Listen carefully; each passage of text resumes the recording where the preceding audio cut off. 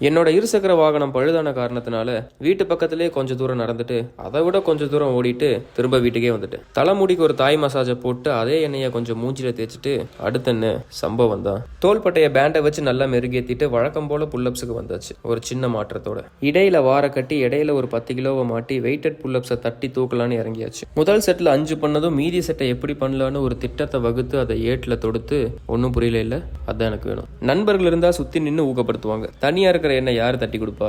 இதோ இருக்காரு நம்ம தலை. அப்படி கூப்பிடாதீங்கன்னு சொன்னதுனால ஹியர் கம்ஸ் அஜித் சார். விவேகம் படத்துல இருந்து சர்வைவா பாட்டை இந்த ஒலிபெருக்கியில போட்டேன். அதுல கிடைச்ச மோட்டிவேஷன்ல வெயிட்டட் ஒயிட் புல்லப்ஸை தட்டி தூக்கிட்டேன். மறுபடியும் ஒரு வேரியேஷன்ல புல்லப் பண்ணிட்டு அதே படத்துல வேற பாட்டை போட்டு வெறித்தனமான சின்னப்ஸ் அடிச்சுட்டு இன்னைக்கான பயிற்சியை முடிச்சுக்கிட்டேன். இது எதுக்கு? இல்லை வெயிட் இல்லாம கடைசியா ஒரு தடவை பண்ணு பயிற்சியை முடிச்சுட்டு அதோட பலனை கண்ணாடியில் பார்க்கும்போது அதில் தெரியறது நம்ம உடம்பு மட்டும் இல்லை, நம்ம உழைப்பும் தான். முறையான பயிற்சி எந்த அளவுக்கு முக்கியமோ அதை விட 2 மடங்கு முக்கியம் ஆரோக்கியமான உணவை சாப்பிட்றது. எனவே நல்லா சாப்பிடுங்க, நல்லதையே சாப்பிடுங்க என்று கூறி விடைபெறுகிறேன். நன்றி, வணக்கம்.